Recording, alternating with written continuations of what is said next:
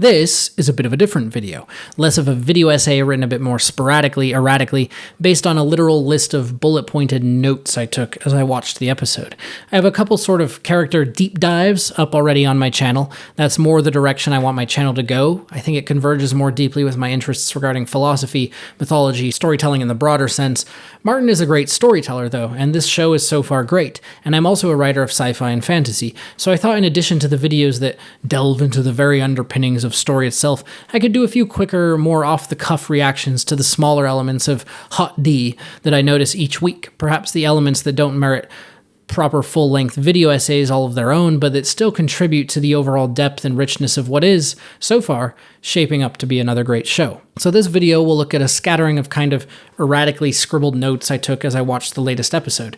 These are part overall review, part how does adaptation work, part more general storytelling. We will look at first, general world building. This will be a healthy chunk of the video and will include politics, costuming, heraldry, architecture, servants, castle ambiance, and so on. I'll look at smaller characters like the emerging Dragonseeds, Hugh Hammer, and Addam, his brother Alyn, the brief glimpse of who I presume to be Ulf White, looking at the rat catchers hanging. Maybe we'll look at Mysaria. Oh, so Dragonseeds, maybe Mysaria. I'll say the rat catcher shouldn't be dead. The rat catcher shouldn't be dead. Shouldn't be shown to be dead. This is a quick one. Yeah, it gives the little emotional kick of the poor dog sitting there whimpering. Haha, emotional kick of the poor dog. But a major point of the novel is the ambiguity of history, and this is going to be increasingly difficult to capture as we follow the characters further, and as the writers want us to continue to emote with them, to get to feel their various motivations. It's hard to maintain that ambiguity. And the rat catcher's potential evasion of death was a fun little part of that. He's lost to history, who knows? I also think he was so clever and knew the keep, in the words of Martin, better than his own, so it's very plausible that he would have avoided capture.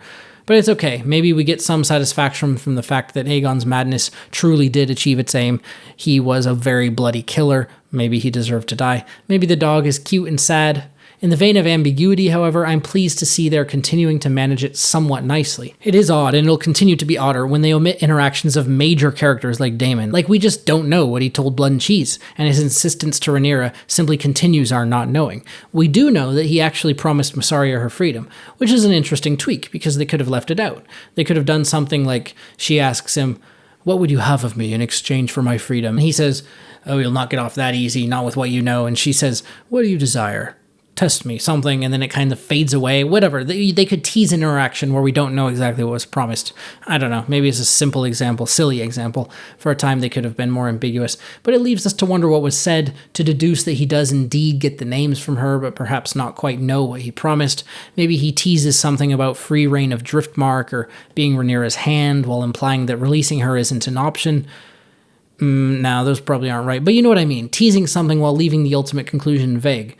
That's the trick with this, though. As we follow the characters and care about their relationships, we won't be able to do that forever. We have to see the interactions, what is promised, what is broken, in order to care and to know what's the current status in all their relationships. It just doesn't work for very many iterations without starting to feel shallow, flat, hollow, like we're not getting to know the characters. So it's pretty good as is, where we see what he promises, but then it's ambiguous from Rhaenyra's point of view.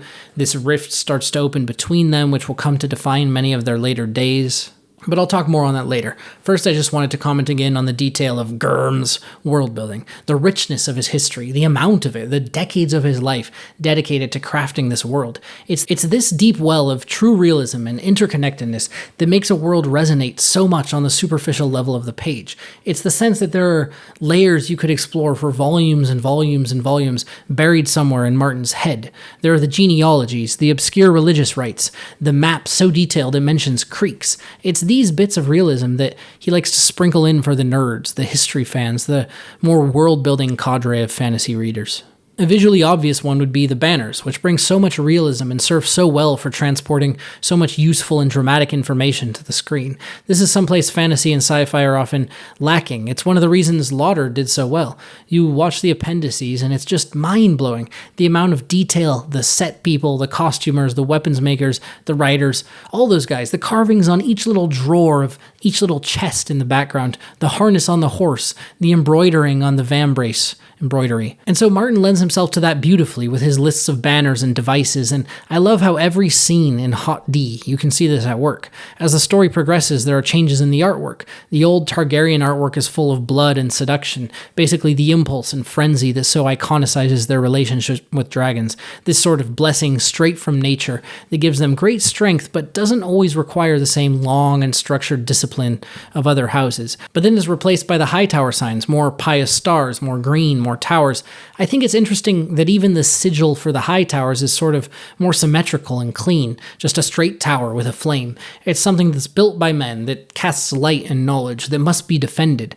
The Targaryen one has first of all a dragon, a multi-headed dragon, and it's in this spiral, this cyclical shape, which might speak more of sort of mythic primal creation forces, chaos forces, the deep bottom of things where life is rooted. But this is also Jesse's religious, pattern-seeking human brain at work here. If we read too deeply into every pattern that can possibly be recognized, we become schizophrenic and we sacrifice to false and falser gods. I send ravens by the hour. Many and more houses will declare for you in time. Anyway, in the novel, the Targaryen sign is that we're all familiar with, Sable, a three-headed dragon, gules in spiral. The three, of course, represents Aegon the Conqueror and his sister wives and their three dragons. But by the end of 129 AC, Gurm writes, both Aegon and Rhaenyra had introduced variations to distinguish their own supporters from their foes. The king changed the color of the dragon on his banners from red to gold to celebrate the brilliant golden scales of his dragon, Sunfire, while the queen quartered the Targaryen arms with those of House Arryn and House Velaryon, in honor of her lady mother and her first husband, respectively. I'm reading a book on medieval heraldry now, and still very much an ignoramus, but it seems like a lot of the rules were imposed somewhat retroactively, as earlier historians tried to make sense of things and systemize them, and many of those rules are now followed sort of for the sake of tradition without actually having been practiced by the ancestors we're trying to tradite. There were trends, however, of dividing, which is quartering or even dividing further, based on marriage, and sometimes the more great houses or great names you represented, the more it meant you could quarter your banner. This is interesting because it results in what we might see today as a somewhat noisy, less aesthetically pleasing, less filmable presentation, which could be one reason they're sticking with the simpler solo dragons of the different colors, and they're just giving Rhaenyra the old red and Aegon the new gold. I'll also note that the reproducibility and sort of adaptability of a sigil was important, so you could put it in some dimension on 5 very quality royal cups and helms with great detail, but then you could also sew it very quickly on 5,000 tabards in a way that could be distributed and identified easily on the battlefield. Anyway, so we're going through my list of world-building observations. We got the quartering on the banners. I'm also glad to be seeing a bit more of Dragonstone, more lived in than when Dany or Stannis were there. It's described early as a bleak island citadel beneath a smoking mountain in the narrow sea. It's known to be obviously more damp and gloomy than King's Landing, the sort of place for a wilder ruler. Aegon the Conqueror said he liked the smell of salt and brimstone and would pass much of his time there when he wasn't touring the realm and building support. Still, I like to see that it's a place that's being built up through the generations, that it has light and height and airiness, that they bring in fragrance and color. It's all these little details that I love, the servants bustling about. This was just a massive part of medieval life. Castles had the potential to be very drafty, cold, dark, to grow mold. Great pains were taken to make them comfortable. Something rather strange and unintuitive to us is that the interiors were often wood of some sort. Panels could be erected and taken down to decorate and insulate against the cold. Certainly, wood floors were very prized. It's interesting how aesthetic preferences change by association over the years. Like old Roman marble statues were once brightly painted, something us moderns would now consider a bit garish or strange, while to us naked marble is immediately evocative of the grandeur and artistry of history. Similarly, we've come to see stone walls as somehow epic and kingly for the castles they evoke, and they would have been in places with the proper stone dressed in a proper way, but generally castles would have been quite full of tapestries and rugs and wood to keep in heat and make things clean. And I love just all the little moments of servants doing often significant things or symbolic things in the background, carrying flour for baking, cleaning Jaehaerys' blood, cowering from Aegon, whispering about Aemond, trying to soothe Alicent. It's just so detailed and so rich. And the more you pay attention, the more you understand of the layers of the story, which brings up armor and outfits. I do wish we saw a few more outfits, especially for the knights. This is something that grated on me in the first series very notably with the Hound and Brienne, when they're just kind of traipsing across the countryside in full armor all the time, riding in it, sleeping in it. That is not real. It would degrade incredibly quickly. It would be incredibly uncomfortable. It would be tiring. It's just overall a very expensive and impractical way to travel. You would not travel like that. You would carry your armor around protected, from weather and whatnot. You would keep it cleaned and oiled and the leather fresh. Your squire would help you put it on before fighting specifically. It's also a way to get recognized, probably unwanted attention for someone like the Hound. I know, it's characterization, it's cinematic, and I haven't noticed as much of that here. Criston seems to have some slight variation, although it's mostly just whenever he takes off his armor to do the deed with Alicent, then he's in kind of the same dirty beige underthing as ever all these years. There are characters with more wardrobe focus though, which is very nice. Rhaenyra, Daemon, his armor now is darker, simpler, less showy, perfect for this stage of his life. Rhaenyra's wardrobe shifts appropriately in every scene, which is great. Alicent's I haven't paid as much attention to, if I'm honest. I think it shifts quite a bit as well, but maybe it's just more overwhelmingly green all the time, so less noticeable. I'm not sure. Otto, he has a few wardrobe changes, I think. I could do with more. The most notable I remember is when he puts on the ermine stole or whatever it is during his glorious fight with Aegon. What a scene. The children's wardrobes we'll all have to see. Baela looked great in her new sort of flying dress, as does Jace with his new glow-up.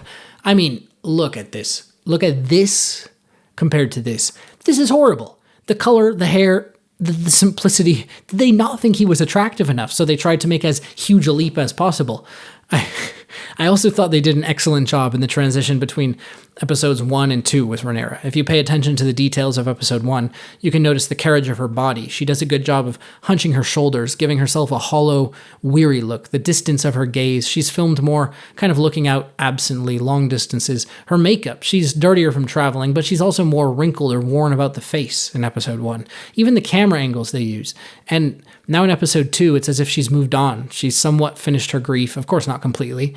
That will come later, but somewhat, and has more of a laser focus on moving forward, on vengeance. She's clean and driven. She confronts Daemon, which drains her, of course, but she gets through it, and she's somehow more at peace. We get lots of close-up eye shots with intense gaze.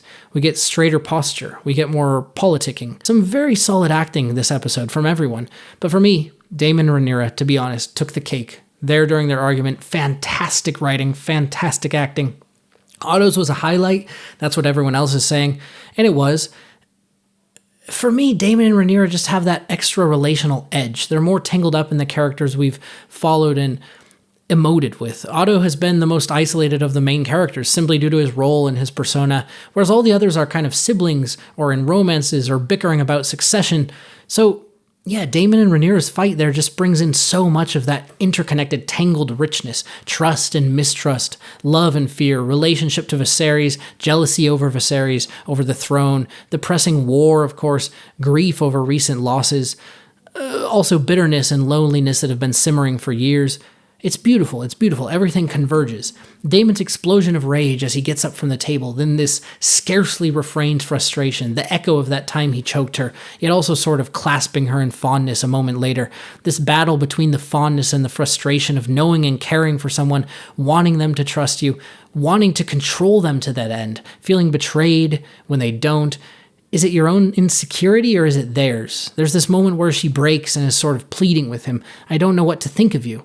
Then triggers get mentioned and they both harden again. The awareness that he can explode at any time. The wondering who truly knew Viserys better. I just thought it was wonderfully done. Oh, Tom Glyn Carney continues to be fantastic as Aegon. We knew the other actors were great, but the children are kind of coming up. Episode 1 gave him great scope and growth, but here he's just continued to ascend with the mourning of his son, that moment of berserk fury at the beginning, destroying Viserys' model of old Valyria. Tragic and so iconic. This begins the descent of their house. This begins the long decline that ends with the Mad King and his horrors that sets a Baratheon on the throne. And then lashing out at the small council, lashing out at anyone and everyone in anger, haranguing Criston Cole, who, unknown to them all, is actually more culpable than one might think. Otto implying that someone within the castle could have done it. Is this his true belief? Is he trying to urge caution? Or is he weaving some web of his own? Well, he does have them go out in public with the child, turning the people against Rhaenyra, so he's not urging caution anymore. The plan ahead is one of violence, is it not?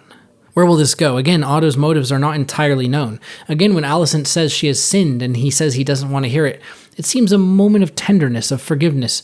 We're seeing that he views her, among all of them, as his most stable ally, as one of few others who knows the boys, who is capable of controlling them. And then Aegon's crying at the end, when Alicent is so consumed by her own demons that she can't comfort him, but turns and leaves him in isolation. The confrontation with Otto, one of the highlights of the entire series so far, for sure. Fantastic acting, fantastic writing on both sides, and he misses Viserys. You never think of your father. His forbearance, his judiciousness, his dignity. Ah, for the days of stability, when Otto's only concern was making sure Viserys was iron enough, and seen as iron enough, to be respected. When Daemon, for all his conniving, strengthened his brother's throne at times. When the children were still children, when bitterness and bullying and parental neglect were seeds yet unflowered into the full chaos they are now. Otto had only to deal with Daemon, really, and Daemon dealt with the Stepstones, and that was it. The realm was strong. No, I do not wish to be a spectacle. The realm must see the sorrow of the crown, a sorrow best expressed through its most gentle souls. Classic, very true to history. This was sort of the symbolic role they played. This is what they were supposed to embody. Some distilled essence of the common people, to be glorified above all, to be mourned above all, some sort of convergence point for the vast turbulence of all the people's sentiments. And this was the woman's role, the queen, the mother. She was sort of an extension of God's gentler aspects. She would feel most keenly God's sorrow at a child's loss. She would extend God's grace and forgiveness to a criminal when the king actually wanted him pardoned for more devious political reasons but couldn't say so, or when the king would simply be seen as weak to pardon him but maybe wanted to. The woman, the queen, served to inspire gentleness and mercy in the knights, for the orphans, for the widow, to aim everyone towards some sort of structured contest in the tourneys and their quests. The queen could represent those sides of a king that he might not. Very good. Very good. And we have to understand this about history, the different systems we've developed to take care of things when we were more ignorant, when we had fewer resources, when we were more tribal. Let's see, what else? Corlys and Rhaenys. Do we not love their scenes? It's such a breath of fresh air. And this is just something to notice, how rare it is in Westeros compared to, say, Lord of the Rings or, I don't know, nothing else? I'm trying to think, and it's just a pity that epics, in the sense of fantasy, sci-fi, grand sagas, that they so often lack this warmth and this familial interconnectedness. There's something interesting here. One of the reasons Game of Thrones is so successful is it deals with family. It takes all the heart, the drama, the relational core of good literature, and it combines it with medieval history, with politics, warfare, all the magical fantasy stuff. As a sci-fi fantasy writer myself, I do sympathize with us fans when I see how speculative fiction is often discounted, not even really considered as potential literature. But that's a big thing we talk about already. We talk about it a lot. We're still dramatically profitable, which is great, treated philosophically among those who care. So I have no great bones to pick there, to be honest. Indeed, my point is, too much fantasy is too shallow. Too much is focused on the spectacle, the trappings. A magic system, no matter how meticulously scientific or poetic or symbolic, no matter how rooted in the myths of our past, if you don't bring it to life with characters and relationships, to me you're missing the heart of story. Myth is cool, magic is cool, swords are cool, kings and queens are cool. With sci-fi, it's often ideas, it's very concept-centric. What about this sort of consciousness, this sort of robot? What about this sort of society? How would this little nanochip change our lives? What if spiders were intelligent? And so on. Sci-fi tends to be even more cold than fantasy, which is probably some convergence of the different questions they study and also the aesthetic. A fantasy aesthetic is obviously just much warmer than kind of chromy spaceships and holograms and robots.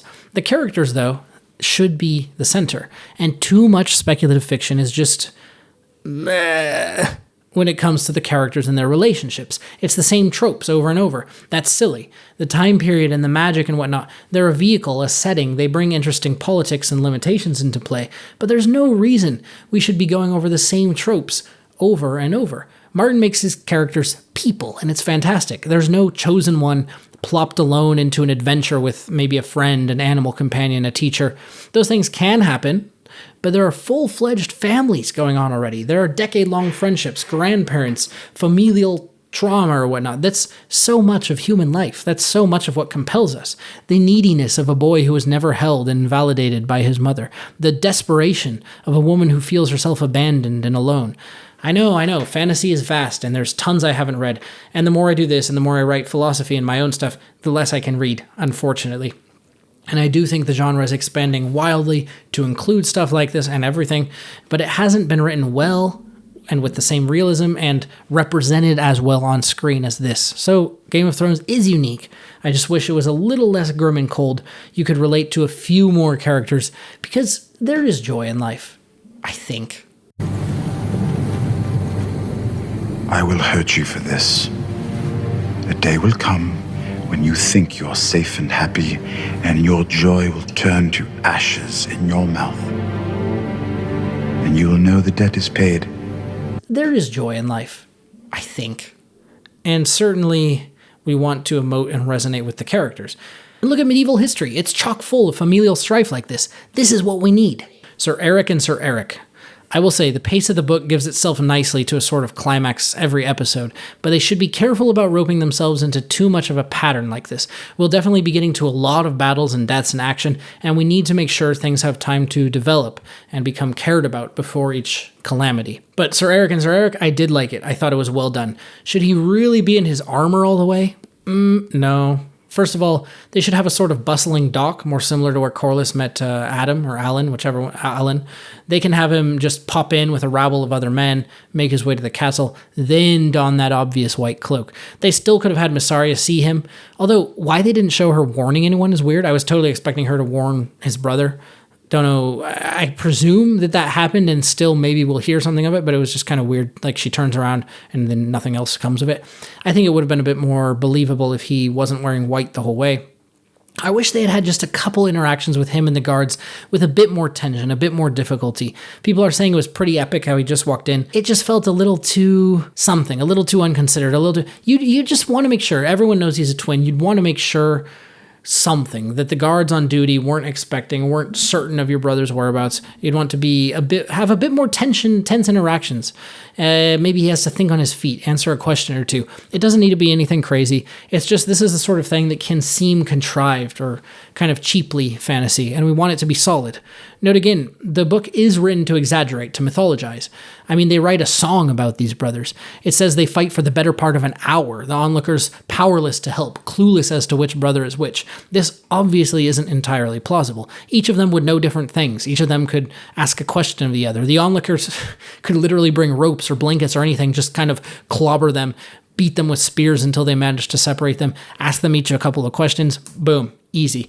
They'd probably have different scars, whatever. I suppose that's something they'd share. Maybe you'd have to get a lover, which a Kingsguard isn't supposed to have, but it would have been easy to separate and figure out, especially if they're fighting for an hour. The point is, it's a somewhat implausible story, and then they make it this epic hour-long fight in the hall, dying in one another's arms, professing their love to one another. Or Mushroom alternatively writes that they stab each other almost immediately. One dies and the other takes days to die, cursing his brother's treachery and name. Either way, the way they chose to do it here, to me, makes sense. It manages to be spectacular and dramatic. You can see how it would turn into a dramatic legend. It endangers Rhaenyra the entire while in her bedchamber, which is something kind of absent in the novel. It has this more intimate setting, this quicker pace, which is probably a bit more believable. I do think they could have chosen a slightly different arrangement for the profession of love, maybe a slightly different line or a couple lines of dialogue leading up to it. We were born together. You partied us! But I still love you, brother. But it was good. It was good. It's the sort of thing you definitely write a song about. Well done. It was a difficult scene to adapt, and I thought they did a pretty good job. And then why he killed himself is a curious thing. He sees himself as an oathbreaker now, truly. Having killed his brother, having betrayed either one royal or another, he cannot live with himself. I think that's good. I actually like it more than the alternative. So, solid job. Good job, writers. Okay, regarding the Dragonseeds. Here there will be spoilers. They've shown Hugh a couple times. They're slowly introducing him in a way I like. Note that he's not mentioned in the book until the sowing. For those who haven't read, basically the Blacks have all these extra dragons sitting around, devouring sheep and fish, and they think, why not use them? So they announce that whoever can master a dragon can ride it, so long as they fight for the Blacks in the war. And of course, people come flocking. There's a great hullabaloo and bloodletting. But eventually the 3 previously bonded dragons are claimed. There's Seasmoke, Rhaenor's old mount, ridden by Addam Velaryon. That's the older of the 2 brothers, the long-haired stew maker who's clamming on the beach and sees a silvery dragon, presumably Seasmoke, soaring high above. Now there is another grayish silver dragon, I think, Grey Ghost, who's known to fish off a remote side of the island. He's quite elusive, but Addam's brother Alyn does attempt to find him, unsuccessfully, in the sowing, before going after another wild dragon, Sheep Stealer. So they could bring Grey Ghost in sometime, but the odds are that's supposed to be Seasmoke.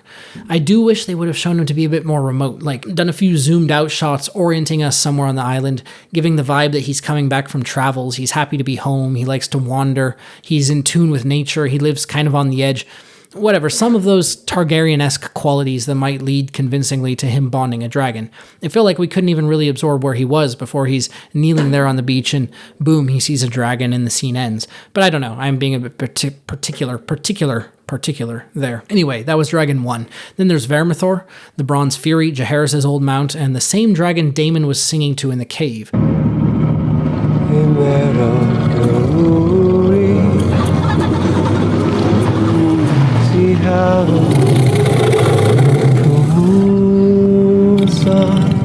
Vermithor will bond with Hugh Hammer, and this is where things get interesting because that's the first we hear of Hugh in the book. But I very much like that they're introducing him here, and that they're changing his character somewhat, because Hugh Hammer in the books is a brutal, rapacious, moody, totally unsympathetic guy. Makes for a poor TV character, but we need to sympathize with him. He's a key character and he lives quite long, and it's so much better now because they introduce his family, his sick daughter, these ties to the crown, serving as a smith for Aegon. That's heartwarming, it's noble, it introduces the potential for loss and bitterness, which could be one of the reasons he ends up fighting for the Blacks. It makes it so that whatever his reasons for treachery, they're more likely to compel us. Bookies will know that he not only starts as a dragon seed for the Blacks, but eventually turns again and fights for the Greens. He fights in many ways just for himself, but in the book, he does so quite brutally, and here with his family and whatnot, and the earlier introduction, brings a lot of relational potential in. He could go over because of heartbreak or bitterness when he feels betrayed by Aegon, or maybe someone promises healing for his daughter. I do wonder if they're going to bring in the witch woman of Harrenhal. He could go over to the Blacks as a ploy in some kind of long-drawn scheme. They could play on this in such a way that we're never certain, continuing the trend of ambiguity in House of the Dragon, although I'm not sure how much they should continue that. The point is, overall, the writers continue to show their quality, allowing the book to flourish where it's best, while tweaking the brutal or downright evil bits, the simplistic bits, the mythologized bits, into a more morally gray, emotionally relatable, nuanced, compelling direction.